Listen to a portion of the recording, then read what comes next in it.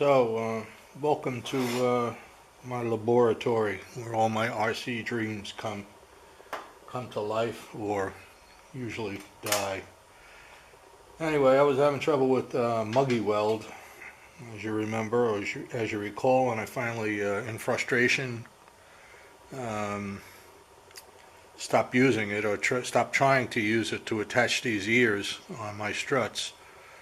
These are JB welded on. I'll have to take them off, but I have found a solution, and it was half right the last time when I started flattening the rod like this. Okay,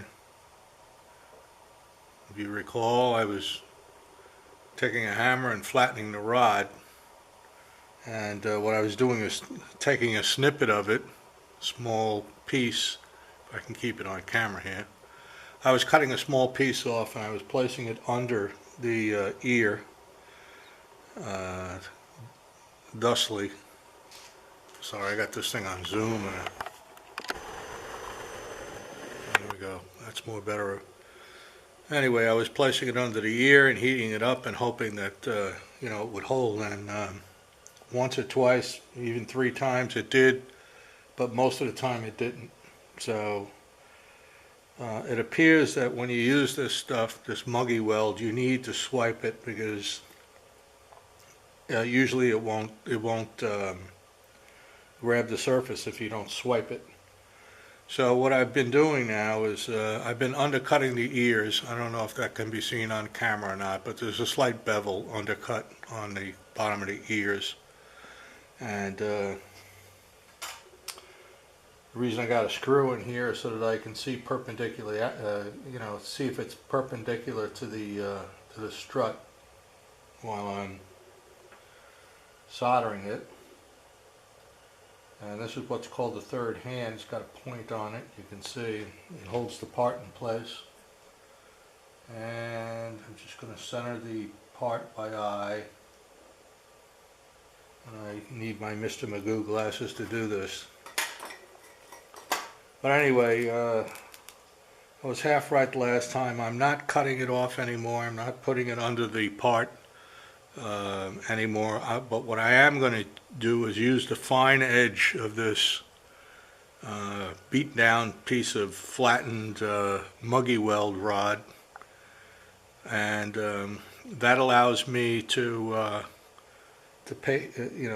control how much material is going into the fillets. Because if you use the round edge like this, you're in big trouble, because this rod is really too big for this kind of work, this really small piece here. So I'm going to do one part, and then we're going to move on here. Like I said, on the other strut, I'm going to remove all the ears that are JB welded on there, and clean up the strut, and then solder them. So with this stuff, you just kind of spread the flux using the rod itself here.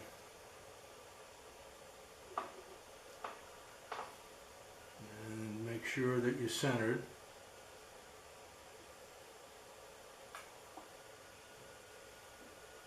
And perpendicular. Okay, that's all we need to do. I'm going to leave the bottle of flux open because I'm probably going to need it again. And I'm just going to heat the part up. And by the way, this other stuff was installed before. It was installed with Alumi Weld, Harbor Freight Alumi Weld, and it takes a much higher temperature to braze these on, so I don't have to worry about any heat that I'm applying here melting anything over here that I've done prior.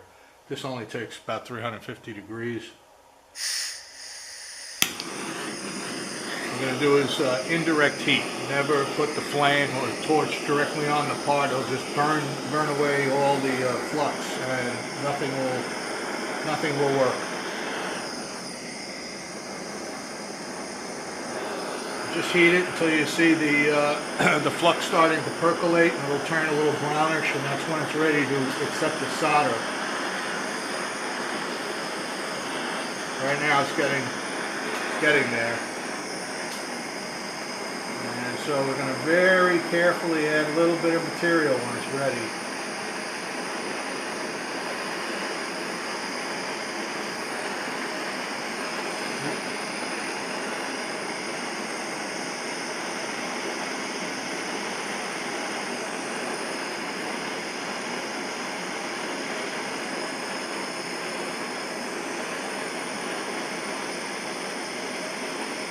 Too much already. If you add too much, you can just swipe it out of here, just like that. And then there's a perfect joint.